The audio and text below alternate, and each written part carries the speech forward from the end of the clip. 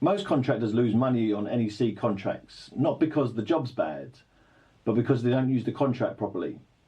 Some people see the NEC contract as onerous. They hear words like collaboration and they think they're just buzzwords. But I see the NEC contract as a tool to make money.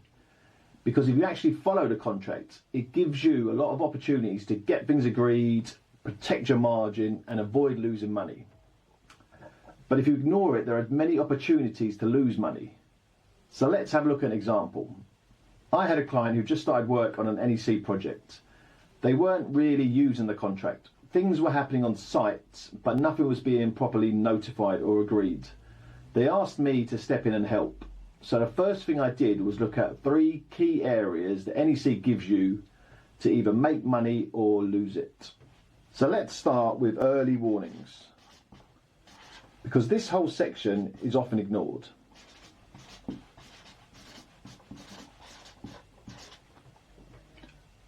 Most people know you can lose money if you don't notify early warnings.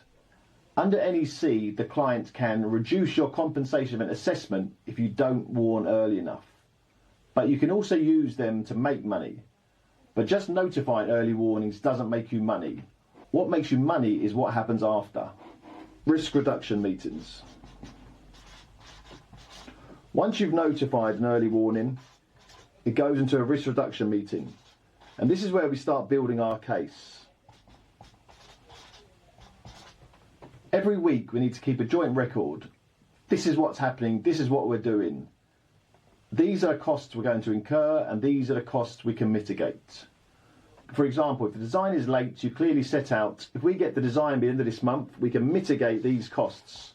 If it comes next month, these costs are unavoidable. You're not arguing, you're documenting reality. But you're also working together, and this is how early warnings can support your commercial position. Now the second section is compensation events. This is where the money is actually agreed. Again, you can lose money if you don't notify on time. And most compensation events come directly from early warnings. That's your information source. The big difference of NEC compared to other contracts is this. On traditional contracts, issues pile up. There's no real incentive to close them out early. On NEC, you're supposed to notify compensation events early, quote compensation events early, and agree things as you go. You can't wait for months and then dump a list of events on the table.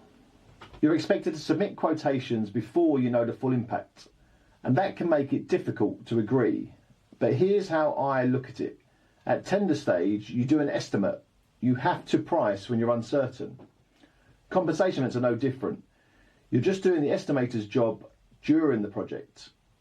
It can be uncomfortable and both sides worry about getting it wrong. But this is how the NEC avoids disputes. If you've got a £10,000 compensation event, a £20,000 compensation event, a £30,000 compensation event, and you agree them as you go, you get cost certainty.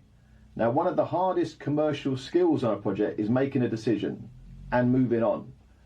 But that certainty early in the job is better than a massive backlog of unagreed events, constant commercial arguments halfway through the project, and operational teams getting dragged into disputes.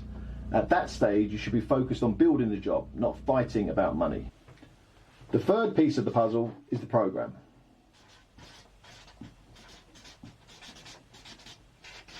We use programs to get things agreed before we even submit compensation events. Some compensation events are directly linked to the program. For example, where the employer doesn't provide something by the date shown in the accepted program. That's why at the start of the job, I go through the program and I write down what the employer needs to provide and when they need to provide it. The works information might say the employer provides design or access, but it often doesn't say when. The program fills that gap. So what you need to have in your program is, this is what the contract says.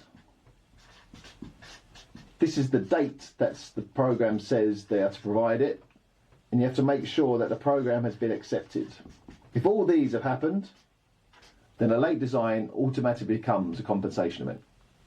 Now, once the project starts, we have to issue monthly programs.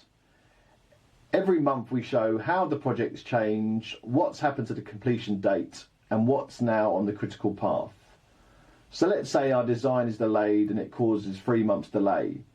If you've been issuing updated programs every month and those programs are being accepted, then when you submit a compensation event, you've already done most of the work. You can say, your planner has accepted that there's a 3-month delay. It's accepted that the design delay is on the critical path. That makes agreeing the compensation events much easier.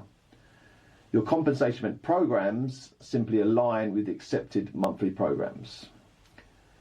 This is how the NEC system works together. Early warnings, compensation events, programs. Use them properly and the contract stops being a burden and starts protecting your profits. If you want help setting this up properly on your projects, get in touch.